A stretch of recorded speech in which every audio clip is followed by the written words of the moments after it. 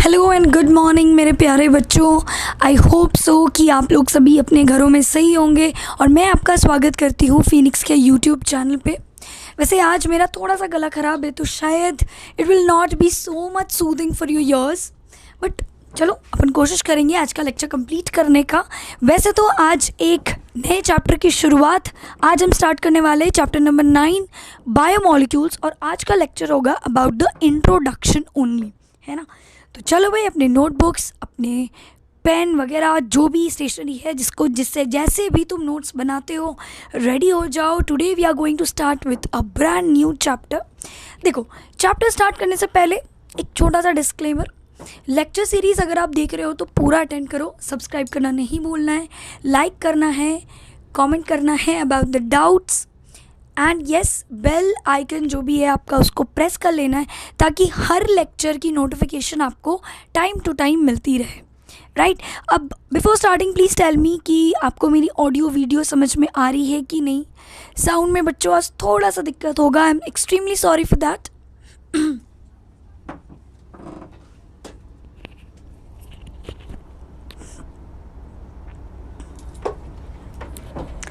चलिए भाई स्टार्ट करते हैं। तो जैसे कि हर चैप्टर की शुरुआत में हम देखते हैं बच्चों कि बायोमॉलिक्यूल्स एक्चुअली है क्या। तो लुक,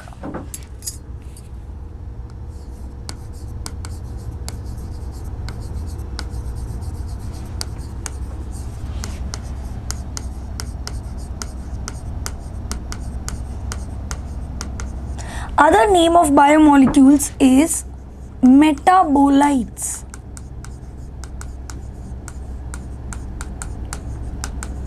मेटाबोलाइट्स का मतलब होता है कुछ ऐसे कंपाउंड्स जो मेटाबॉलिज्म से या फिर मेटाबॉलिक रिएक्शन से तैयार हुए हैं। मेटाबॉलिक रिएक्शंस बच्चों दो तरीके के होते हैं, एक तो कुछ ब्रेक डाउन रिएक्शंस और एक फॉर्मेशन रिएक्शन, जब हम किसी मेन कॉम्प्लेक्स कंपाउंड को ब्रेक कर रहे हैं या फिर बहुत सारे सिंपलर कंपाउंड्स को जोड़ के एक नया कॉम्प्लेक्स कंपाउंड बना रहे हैं, राइट। सो मेटाबोलाइट्स हम ऐसे लिखेंगे, such compounds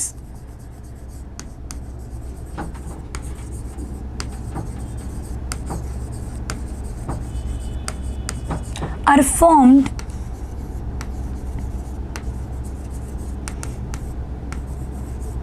as an output of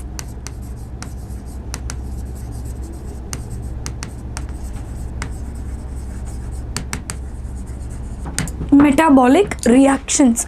और ये जो मेटाबॉलिक रिएक्शंस होते हैं ना, ये दो टाइप के होते हैं। कौन कौन से, वो देखो। अगर हम ब्रेक डाउन रिएक्शन की बात कर रहे हैं,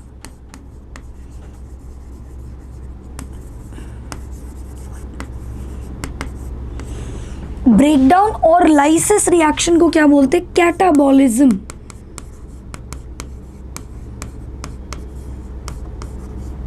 इज दैट क्लियर? एंड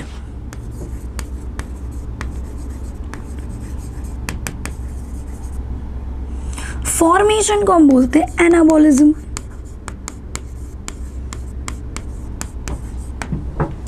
बताओ भाई, ये समझ में आया? बायोमॉलिक्यूल्स का दूसरा नाम होता है मेटाबोलाइट्स। एंड मेटाबोलाइट्स कैसे फॉर्म होते हैं? They are compounds formed as an output of the metabolic reactions. Metabolic reactions दो टाइप के होते हैं, अगर ब्रेक डाउन से हो रहे हैं तो कैटाबॉलिज्म, और अगर फॉर्मेशन हो रहा है तो एनाबॉलिज्म। बताओ बच्चों, ये समझ में आया ना। अब मेटाबोलाइट्स दो टाइप के होते हैं, organic as well as inorganic. देखिए,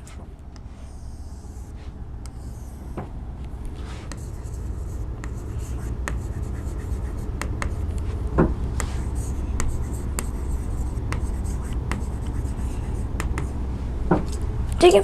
जैसे इनऑर्गेनिक की अगर हम बात करें तो यहाँ पे कुछ आयंस वगैरह आते हैं, है ना। और अगर हम ऑर्गेनिक की बात करें तो इसमें दो कैटेगरीज हैं, मोनोमर्स एंड पॉलीमर्स। देखो, मोनोमर्स का मतलब होता है small simple compounds which cannot be further hydrolyzed.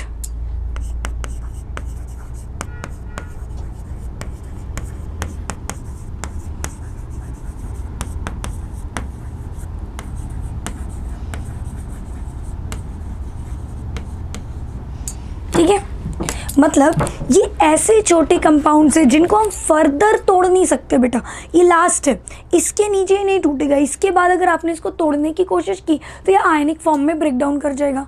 बताओ ये क्लियर है। लेकिन पॉलीमर का मतलब क्या होता है कि they are all formed by these monomers, इन मोनोमर्स के जॉइनिंग से क्या बनते हैं, पॉलीमर्स। तो यहाँ पे हम लिखेंगे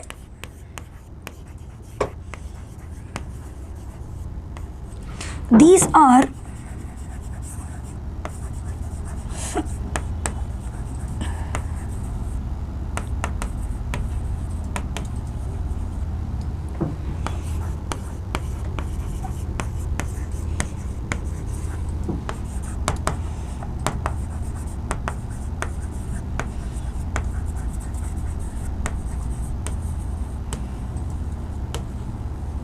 look at this large compounds that are formed by joining many monomers। तो बताओ बच्चों ये समझ में आया। मोनोमर्स का मतलब क्या होता है कि आप इसको फर्दर ब्रेक डाउन नहीं कर सकते। This is the simplest form of a organic biomolecule. और पॉलीमर का मतलब क्या होता है, पॉली मतलब बहुत सारे ना, तो बहुत सारे क्या, बहुत सारे मोनोमर्स को आप जोड़ोगे ना तो क्या बनेगा, पॉलीमर। ठीक है, और हम ऐसा भी बोल सकते हैं कि आप पॉलीमर को चाहे तो ब्रेक डाउन भी कर सकते हो। तो बताओ बच्चों ये समझ में आया। बायोमोलिक्यूल्स का दूसरा नाम क्या होता है, मेटाबोलाइट्स। ठीक है, मेटाबोलाइट्स कैसे बनते हैं, ये कुछ ऐसे कंपाउंड्स हैं, ऐसे कंपोनेंट्स हैं which are the outcome of catabolism and anabolism. Catabolism की अगर हम बात कर रहे हैं तो ब्रेक डाउन की बात हो रही है, एनाबॉलिज्म का मतलब होता है फॉर्मेशन हो रहा है। बताओ भाई ये समझ में आया। और बायोमोलिक्यूल्स दो टाइप के होते हैं, monomers sorry organic, inorganic. Inorganic में आप इंक्लूड करते हैं आयंस को, और अगर हम ऑर्गेनिक की बात करें तो उसमें आते हैं monomers as well as polymers.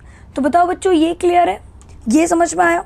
मैं आपको कुछ देर का टाइम देती हूँ, फटाफट इसको कॉपी कर लो।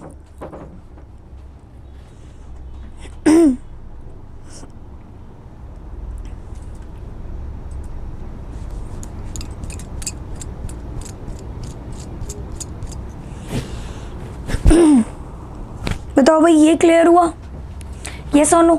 चलो भाई आगे बढ़ते हैं। अब हमारा मेन टारगेट होगा कि हम एक बायोमोलिक्यूल से उसका ऑर्गेनिक, उसका इनऑर्गेनिक कंपाउंड कैसे ढूंढ के निकालेंगे, है ना।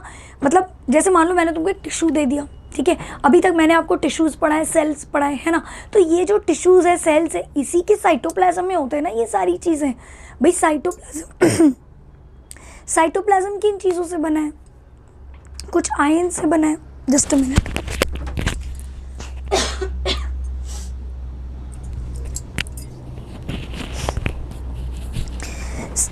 ऑलराइट, तो ये जो साइटोप्लाज्म है ये किन चीज़ों से बना है, ये सारे आयंस वगैरह से ही बने होते हैं ना, बायोमोलिक्यूल्स वगैरह से ही बने होते हैं, यस और नो। तो हम क्या कर रहे हैं, टिश्यू ले रहे हैं और इसी टिश्यू से हम क्या एनालाइज करेंगे कि उसका ऑर्गेनिक कंपोनेंट कितना है और इनऑर्गेनिक कंपोनेंट कितना है। समझ में आ रहा है बच्चों। सेल लिया या टिश्यू लिया, ठीक है, उसके साइटोप्लाज्म से we need to extract organic as well as inorganic components. We are going to perform an experiment. बताओ बच्चों ये समझ में आ रहा है ना, आई यू अंडरस्टैंडिंग कि हम एक्चुअली करने क्या वाले, ये सब कहाँ पे होता है। तो भाई ये सब सेल के अंदर होता है, साइटोप्लाज्म में होता है, ठीक है। चलो भाई देखो, ऐसे मैं आपको एक ही शीट पे बताने की कोशिश करूंगी। सबसे पहले ना ऑर्गेनिक एनालिसिस कर रहे थे।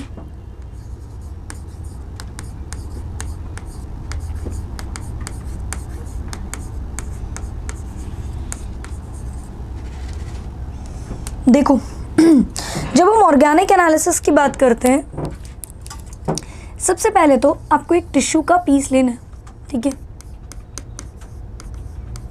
ये आ गया अपना टिश्यू। अब क्या करेंगे हम, इसका ना इसको क्रश करके इसका पेस्ट बना लेंगे। तो पेस्ट बनाने के लिए लैब में आपने ऐसे मोटर एंड पेसल देखा होगा, जैसे किचन में ओखली होता है ना, वैसे ही लैब में क्या होता है, मोटर एंड पेसल। तो हम यहाँ करेंगे क्रश्ड यूजिंग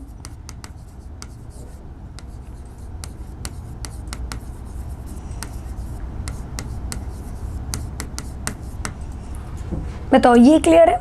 टिश्यू लिया हमने, उसको मोटर एंड पेसल से क्रश कर दिया। After you crush the tissue we are going to mix a chemical compound with it. और वो केमिकल कंपाउंड क्या होता है?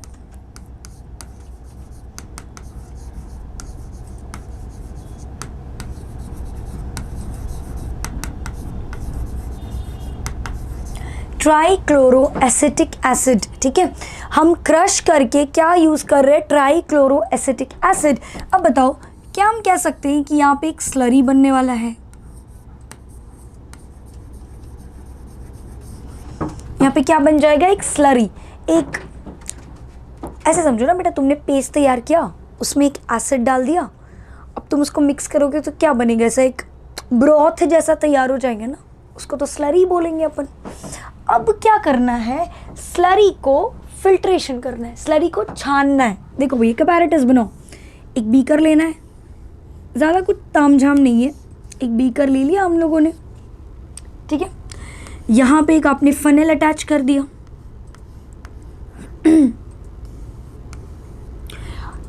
और यहाँ पे आपने फिल्टर पेपर वगैरह सेट कर दिया। ठीक है, चलो मैं लेबल भी कर देती हूँ।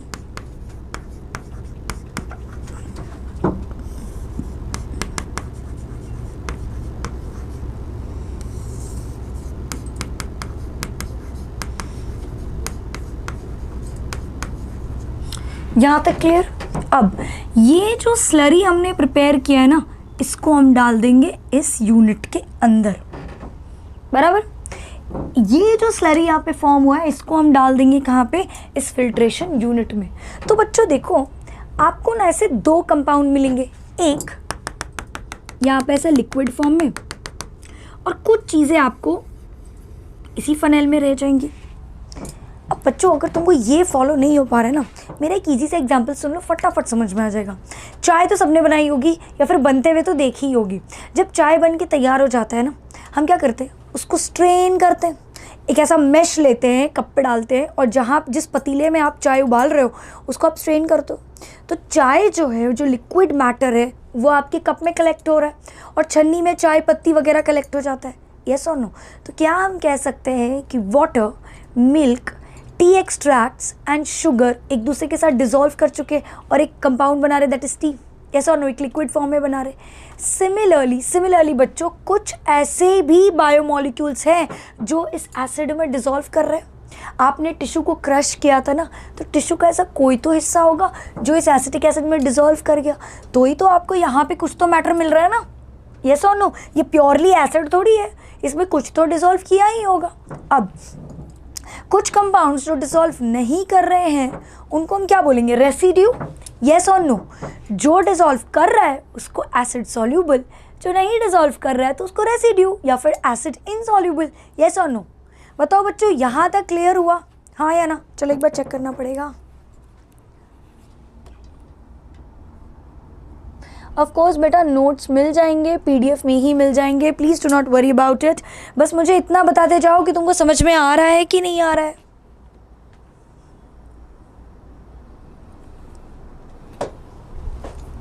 और चाय वाला एग्जाम्पल क्लियर हुआ ना बच्चों? बस अभी यहाँ पे फॉलो करते जाना, बहुत कुछ भयानक सा है भी नहीं इसमें। देखो, इसको हम लिखेंगे रेसिड्यू या फिर एसिड इनसॉल्यूबल, राइट? और ये है एसिड सॉल्यूबल पार्ट। यस और नो? ये एसिड इनसॉल्यूबल और ये एसिड इनसॉल्यूबल पार्ट। बताओ बच्चों, ये समझ में आया? हाँ या ना? अगर यहाँ तक क्लियर है ना, बस अभी इन दोनों के बारे में ही अपन फोकस्ड स्टडी करने वाले हैं। सबसे पहले चलो अपन लिख देते हैं अबाउट एसिड इनसॉल्यूबल पार्ट। तो मेरे प्यारे बच्चों ऐसे समझो, एसिड में या किसी भी चीज़ में कोई कंपाउंड सॉल्यूबल क्यों नहीं होता है? ऐसा हम कह सकते हैं ना कि that compound may be of a larger size. देखो, चाय पत्ती चाय में डिसॉल्व क्यों नहीं करता है? क्योंकि चाय पत्ती की साइज बड़ी है, यस और नो? उसकी साइज़ बड़ी है तभी तो वो डिज़ोल्व नहीं करता है, बट उसका एक्सट्रैक्ट डिज़ोल्व कर जाता है। जो चाय पत्ती से जो भी कलर्ड सब्सटेंस, जो टैनिन निकल रहा है वो डिज़ोल्व करता है ना, चाय पत्ती थोड़ी डिज़ोल्व कर जाता है। क्यों? रीज़न क्या है? क्योंकि वो साइज़ में काफ़ी बड़ा है। तो अगर मैं लिख रही हूँ एसिड इनसॉल्युबल, तो क्या मैं यहाँ पे कह सकती हूँ कि it is a bio macromolecule. Macro मतलब क्या होता है बेटा? लार्ज या साइज में बड़ा। यस और नो? क्या हम इसको ऐसा भी लिख सकते हैं एज पॉलीमर? यस और नो स्टूडेंट्स, मुझे ये बताओ। अब देखो, पॉलीमर कह रहे हैं तो भाई साइज रेंज क्या होनी चाहिए? तो आप यहाँ पे लिख सकते हो size range is 800 to 10,000 Dalton's. भाई अपन स्मॉलर साइजेस देख रहे हैं ना, तो यहाँ पर डाल्टन्स बोलेंगे, केजी या ग्राम मत बोल देना, है ना। चलो भाई देखो, क्योंकि टिश्यू की वेट ही तुम्हारी केजी में नहीं आएगी, वो तो कुछ ग्राम्स में आएगी ना, तो फिर उसके अंदर की जो केमिकल कंपाउंड्स है उसको तो अपन केजी और ग्राम में नहीं ले सकते, तो उसके वेट के लिए हम क्या लेंगे? डाल्टन्स। बताओ बच्चों, ये समझ में आया? वापस से सीखो, वापस से समझो। देखो, हमने कुछ नहीं किया था, टिश्यू लिया था, उसको क्रश किया using motor and पेसल, trichloroacetic acid उस पर डाला, उसका एक स्लरी तैयार किया और उसको फिल्ट्रेशन के लिए डाल दिया। बराबर है ना? इतना तो समझ में आया था। अब जो कंपाउंड्स डिसॉल्व नहीं किए वो यहीं पे रह गए रेसिड्यू बन के, जो कंपाउंड्स डिसॉल्व कर गए वो नीचे बीकर में कलेक्ट हो गए। अब भाई ये डिसॉल्व क्यों नहीं किए? क्योंकि ये साइज में बड़े थे, इसलिए हमने क्या नाम लिखा है इनको? Bio macromolecule. यस और नो? मैक्रो मतलब लार्ज, तो हम इनको पॉलीमर्स भी तो बोल सकते हैं। पॉलीमर्स कैसे बनते हैं बच्चों? बहुत सारे छोटे छोटे मोनोमर्स के जॉइनिंग से बनते हैं, एंड इसका हम साइज रेंज क्या देखेंगे? 800 to 10,000 डाल्टन्स। बताओ बच्चों, ये समझ में आया? अब देखो, अब हम फिल्ट्रेट की बात करेंगे, यहाँ पे जो कलेक्ट हुआ है ना बीकर में, उसकी बात करेंगे। देखो, तो यहाँ पे हम क्या लिखेंगे? Acid soluble. तो इसको क्या बोलेंगे?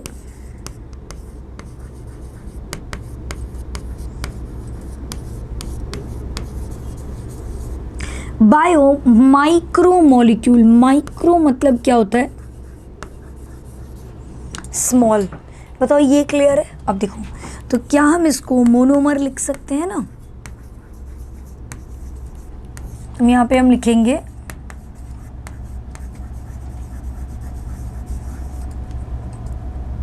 Size ranges 18 to 800 Dalton's. बताओ बच्चों, ये समझ में आया या नहीं? Acid insoluble, acid soluble, acid insoluble को बायो मैक्रोमोलिक्यूल बोलते हैं या फिर पॉलीमर बोलते हैं। एसिड सॉल्युबल साइज में छोटे हैं इसलिए bio micromolecule, and it is a monomer. Size range होगी 18 to 800 डाल्टन्स। बताओ बच्चों, ये क्लियर है? ये आया समझ, है ना? अब इसके आगे अपन बढ़ सकते हैं ना? चलो मुझे फटाफट बताओ, यहाँ तक तुमको समझ में आ रहा है कि नहीं? I just need a thumbs up और more comment from your end कि तुमको आ रहा है कि नहीं समझ में। अगर नहीं समझ में आ रहा है तो मुझे फटाफट बताओ क्या नहीं समझ में आ रहा है। ऑल राइट, चलो भाई आगे बढ़ते हैं फिर। अब अपने को ये देखना है कि टिश्यूज़ में ऐसे कौन से कंपाउंड्स हैं जो बायो मैक्रोमोलिक्यूल है और ऐसे कौन से कंपाउंड्स हैं जो बायो माइक्रोमोलिक्यूल है। तो इनका एक डिवीजन भी देख लेते अपन, ठीक है? देखो,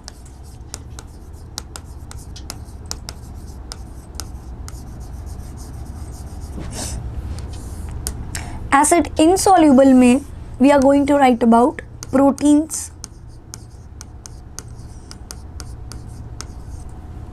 ठीक है?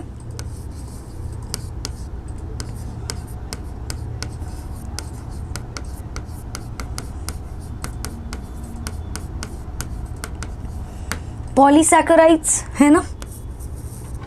इसके अलावा न्यूक्लिक एसिड,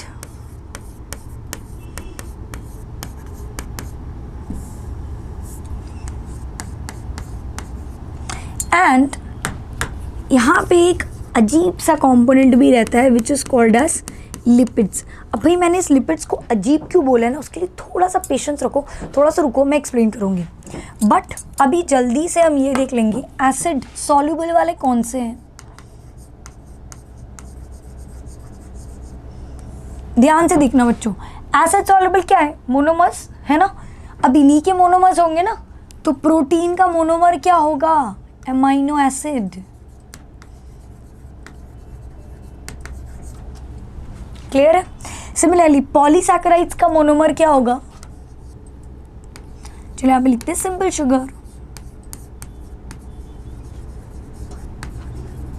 और सिंपल शुगर में इस तरीके से लिख देते हैं मोनोसैकेराइड्स।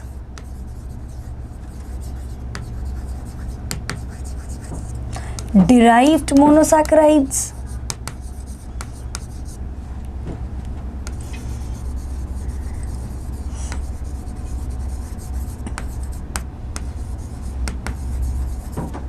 and oligosaccharides।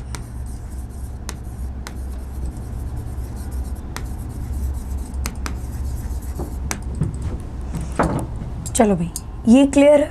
अब न्यूक्लिक एसिड्स की अगर हम बात करें तो इसके मोनोमर्स होते हैं न्यूक्लियोटाइड्स, और आप ब्रैकेट में ऐसा भी लिख सकते हैं बेटा न्यूक्लियोसाइड। बताओ ये समझ पाया। अब बारी है ये बताने की कि लिपिड इतना अजीब क्यों है।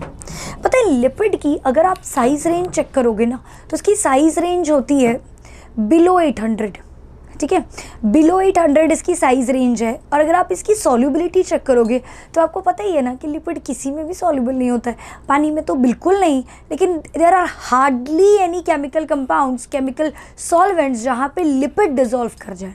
ठीक है, देखो 800 कहने का मतलब क्या है वो समझना बेटा, अगर कंफ्यूज हो रहे हो तो 800 या 800 से कम किस में आना चाहिए, एसिड सॉल्युबल में ना। लेकिन हमने लिपिड को कहाँ प्लेस कर रखा है, एसिड इनसॉल्युबल में। Reason is because of its insoluble nature, क्योंकि वो किसी चीज़ में डिजोल्व नहीं करता है ना करना चाहता है, इसीलिए हमने इसको कहाँ रखा है, एसिड इनसॉल्युबल पार्ट में। इसीलिए also we call lipid is not a biopolymer. चलो मैं ये सारी जो अजीब अजीब पॉइंट्स है ना अभी फटाफट लिख देती हूँ, देखो क्लियर हो जाएगा।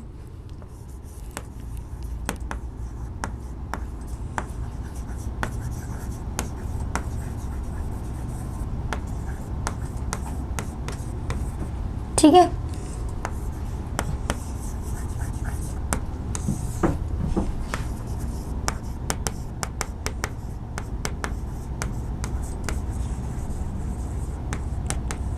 but as it is insoluble in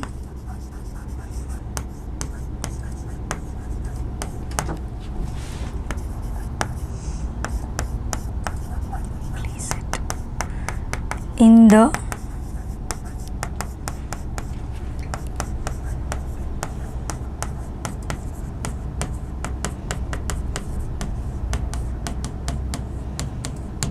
बताओ यहाँ तक क्लियर है। एंड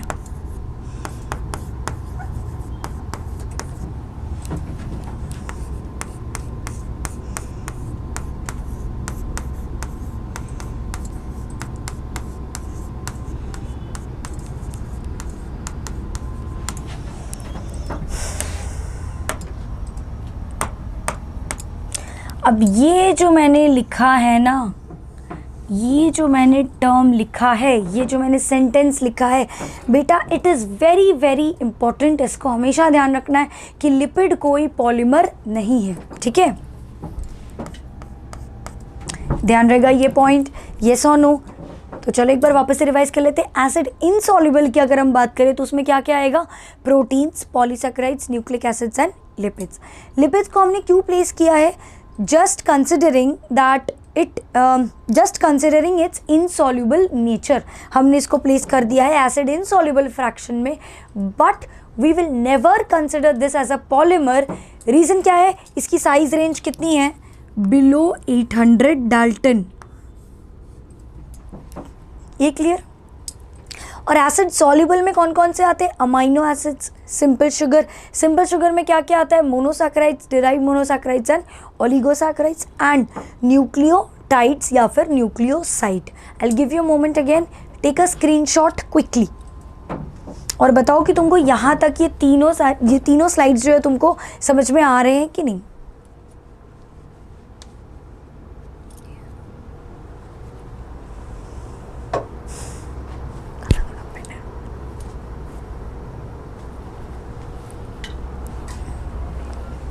चलो यहाँ तक डन, चलो आगे बढ़ते हैं।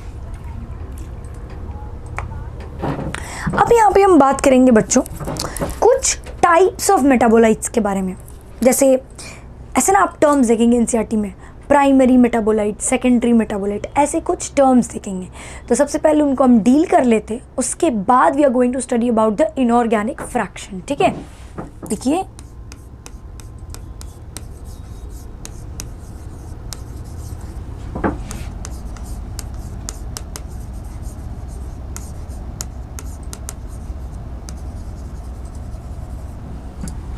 राइट, उसमें सबसे पहला है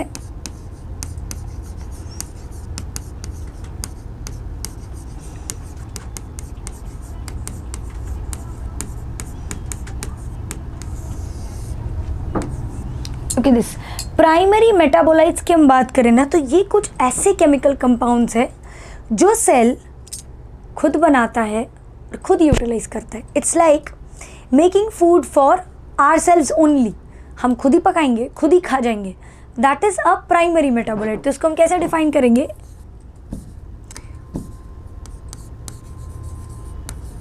these are chemical compounds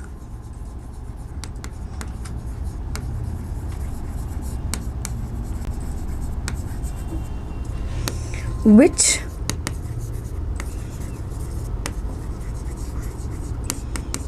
are synthesized and utilized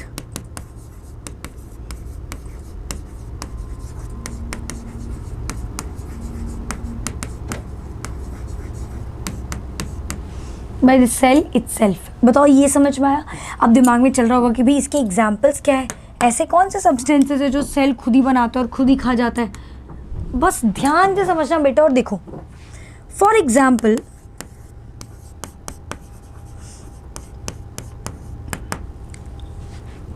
let us से शुगर्स,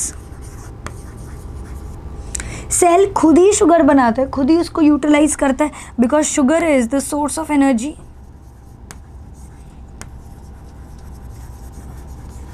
ठीक है, फॉर एग्जाम्पल प्रोटीन्स है ना, देखो हमारे बॉडी के अंदर भी तो कितनी सारी प्रोटीन्स तैयार होती है, कितने सारे शुगर्स फॉर्म होते हैं, राइट। देखो तो प्रोटीन्स की जब हम बात करते हैं, सो दे आर, या फिर ऐसे लिख सकते हैं,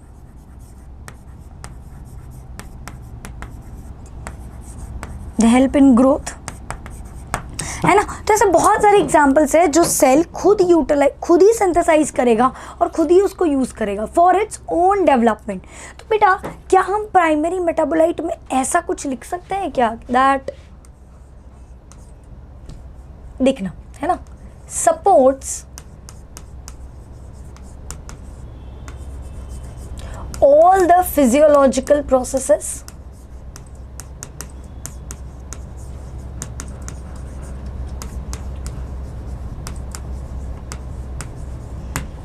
yes or no, it supports all the physiological processes। तो बताओ भाई ये समझ में आया, ये क्लियर है ना, प्राइमरी मेटाबोलाइट्स क्लियर है। चलो अभी आगे बढ़ते हैं, नेक्स्ट हम देखते हैं अबाउट सेकेंडरी मेटाबोलाइट्स।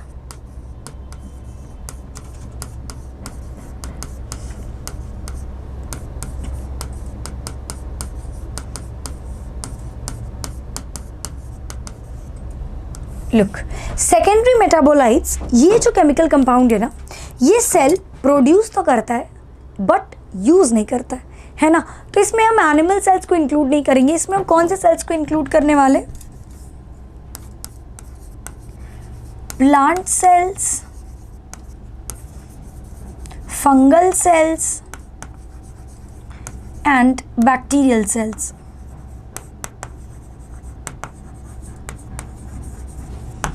चलो ये समझ पाया। सेकेंडरी मेटाबोलाइट्स में क्या क्या इंक्लूडेड है? Plant cells, fungal sales and bacterial cells. अब ये ऐसा क्या प्रोड्यूस कर रहे हैं? तो देखो, they produce certain compounds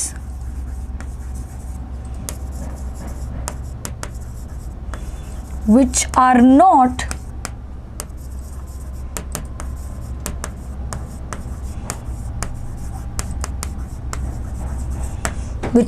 utilized by them। तो बताओ बच्चों, ये समझ में आया? हाँ या ना? Primary metabolites, secondary metabolites clear है? तो आज चलो इसके कुछ एग्जाम्पल्स भी हम यहाँ पे देख लेते हैं, उसके बाद आज के लेक्चर को वाइंड अप करते हैं, ठीक है? बस कुछ ही देर और ध्यान से सुनना।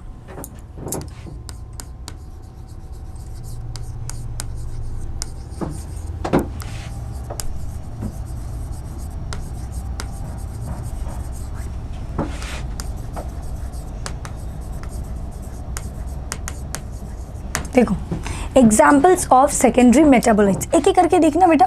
और ये जो टेबल है ना, ये आपके एनसीईआरटी में भी प्रेजेंट है, तो this table is very important. Please do not skip all these tables. मैं आपको बता दूंगी बेटा जैसे जैसे ये चैप्टर आगे बढ़ेगा कि कौन कौन से टेबल्स आपको याद रखने, कौन से टेबल्स उतने इंपॉर्टेंट नहीं है। चलो देखो, सबसे पहला हम बात करते हैं लेक्टिन के बारे में, राइट? और उसका एक एग्जाम्पल भी देख लेते हैं, कॉनकैनावेलिन ए, ठीक है? सेकेंड चलो देखते हैं पिगमेंट्स। पिगमेंट्स में एंथोसायनिन,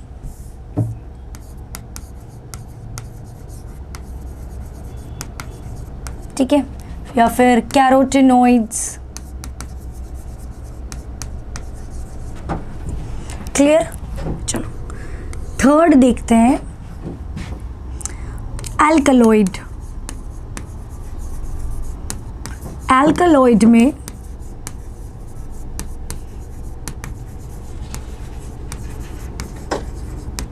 मॉर्फिन एंड कोडीन। भाई देखो, मॉर्फिन जो है ना, ये एक एनाल्जेसिक की तरह काम करता है, यानी कि एक स्ट्रॉन्ग पेन किलर की तरह काम करता है। और ये कब दिया जाता है बच्चों? जब कोई पेशेंट ने कोई क्रिटिकल सर्जरी अंडरगो करी है, तब उस कंडीशन में। और ये जो कोडीन है ना, कि पहले के फॉर्मुलेशन में यूज़ होता था फॉर मेकिंग कफ सिरप्स। तो तुमको अगर ये पॉइंट्स कुछ इंटरेस्टिंग लग रहे हैं तो यहाँ पे लिख सकते हो।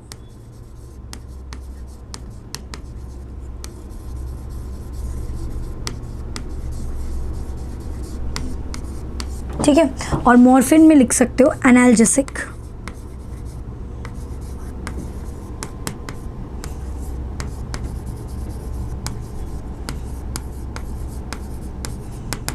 बच्चों, सीडेशन का मतलब क्या होता है? नींद, है ना? ध्यान रखना इस पॉइंट का। तो फोर्थ देखो,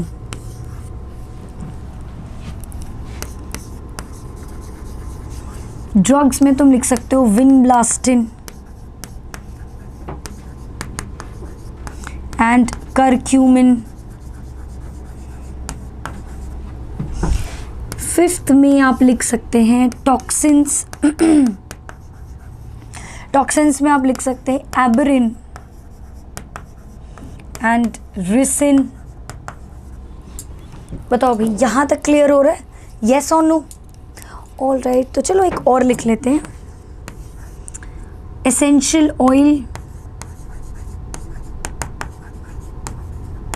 एसेंशियल ऑयल में आप लिख सकते हैं लेमन ग्रास ऑयल।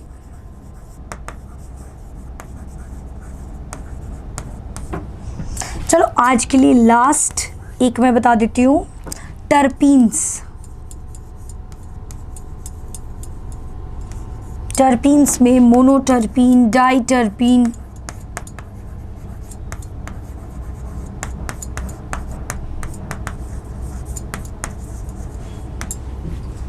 बताओ भाई, ये क्लियर हुआ? है ना।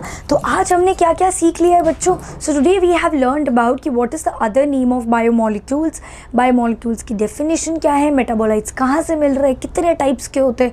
बायोमोलिक्यूल्स 2 टाइप के होते हैं, ऑर्गेनिक एंड ऑर्गेनिक। अगर ऑर्गेनिक है तो सेल से हम कैसे उसको एक्सट्रैक्ट करेंगे, फिर एसिड सॉल्यूबल, एसिड इनसॉल्यूबल क्या होता है ना। तो बस आज क्या करना है, आपको मेरे नोट्स रिवाइज करने हैं, राइट, और नेक्स्ट क्लास में बस आ जाना है। और उस जाने से पहले ही what you have to do is you have to like, share and subscribe, hit that bell icon, ताकि अगली बार जब भी मेरी लेक्चर शेड्यूल हो तो आपको टाइमली नोटिफिकेशन मिलते रहे। तो बच्चों कीप स्टडिंग, स्टे फिट, मिलते हैं नेक्स्ट क्लास में। Thank you so much everyone.